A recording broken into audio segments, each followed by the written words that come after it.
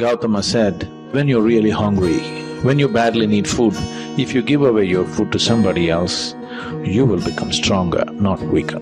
No logical human being would accept such nonsense, but it's 100% truth. If you know how to give away that which matters most to you at a certain moment, it leaves you enormously capable, enormously strong, not weak. To have that strength to give away what matters to you is not a small strength, it's a tremendous strength, isn't it? To give away things which don't matter to you, that means nothing. To give away that which matters most to you is everything, isn't it? Right now, what matters most to you is yourself, of course, isn't it? You say, no, my child, my husband, my wife, it's not true.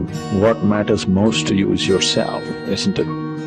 If you can give yourself up, if you can just throw yourself into something, not because it is going to buy you a ticket to heaven, not because you will realize mukti out of it, not because of anything, simply to give away. You know, Ramana said, Atmagnanam ati sulabham. Knowing the ultimate, self-knowledge is the easiest thing. It is, if you know how to keep yourself aside. Enlightenment is not an achievement.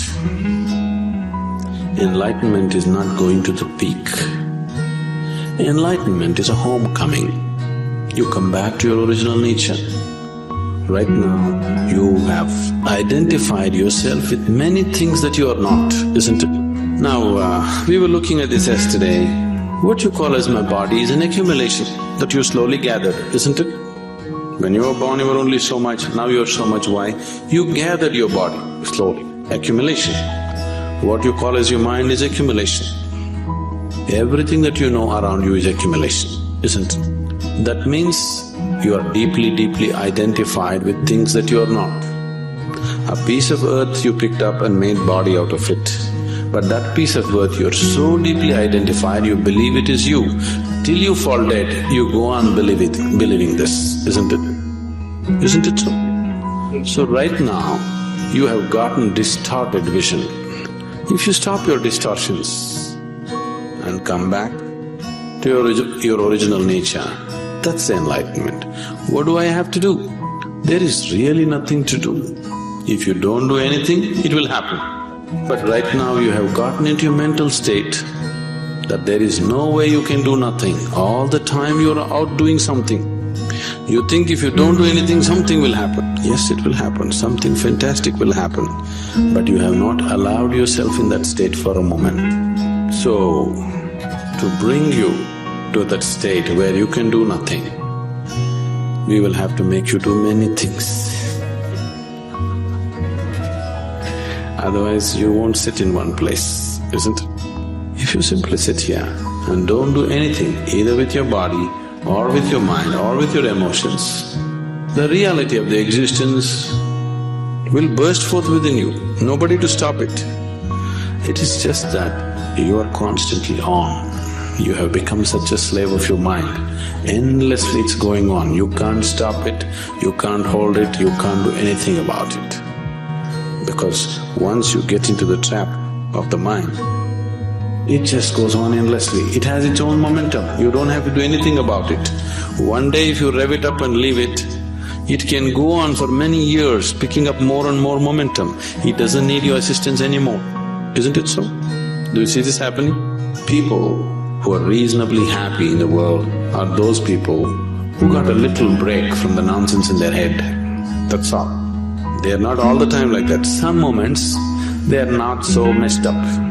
If you don't mess yourself up, if you simply be here, you are enlightened. But you can't keep your hands off it all the time, it's on it. So slowly with yoga, all these postures, we'll tie your hands up in such a way that you can't mess with it, because you're in a posture. Somehow, we'll do it to you somehow.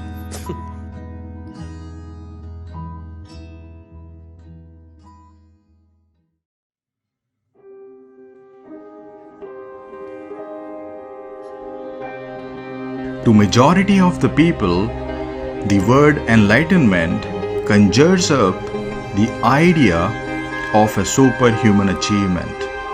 They think that enlightenment is very, very difficult and it is meant only for a chosen few, only for a special class of people.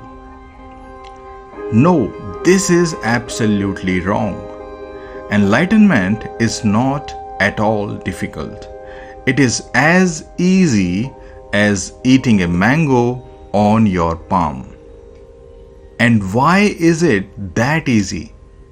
Because enlightenment is your very nature. That is your inner luminosity. It is your very being. You only have to uncover it. Right now, your inner luminosity is covered by the layers of body and mind. Right now, your conscious divine nature is hidden behind these two layers of body and mind. So what you need is to remove these layers and recognize your divine essence. What you need is to remove these two layers and discover what is already there. And how do you remove these two layers of body and mind? You do it through your spiritual practices. That is the whole purpose of spiritual practices. Their one and only aim is to make you conscious of your divinity. And do you know why enlightenment, despite being so easy, seems so difficult for most of the people? It's because of the strong identification that they have with their body-mind complex. The more identified you are with your body, the more identified you are with your mind, the more doubts you will entertain about the very existence of your divine nature. That is an undeniable fact. It's identification alone which lies at the root of all the doubts that you have regarding your divine infinite nature, regarding enlightenment.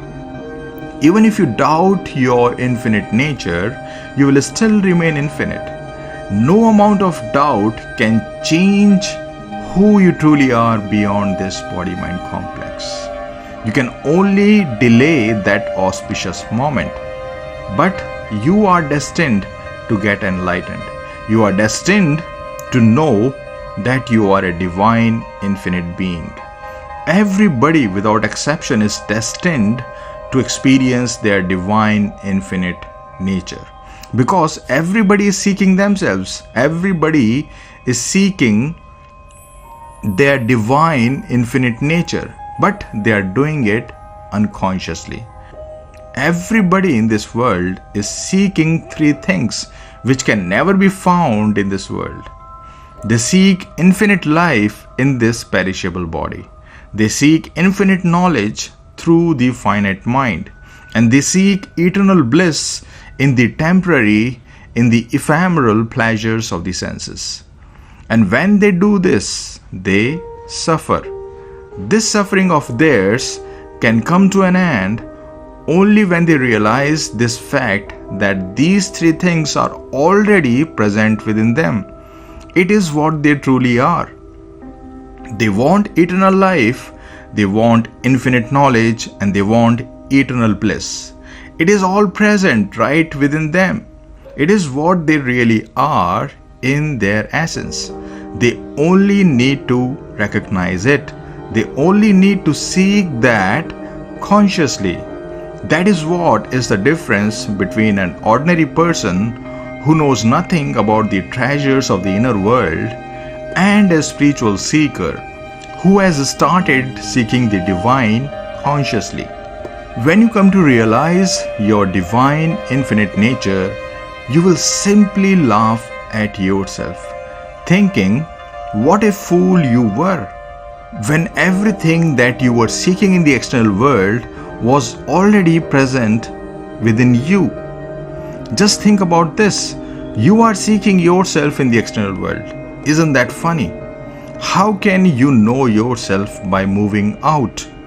Just dive deep within yourself and recognize the treasure that you yourself are.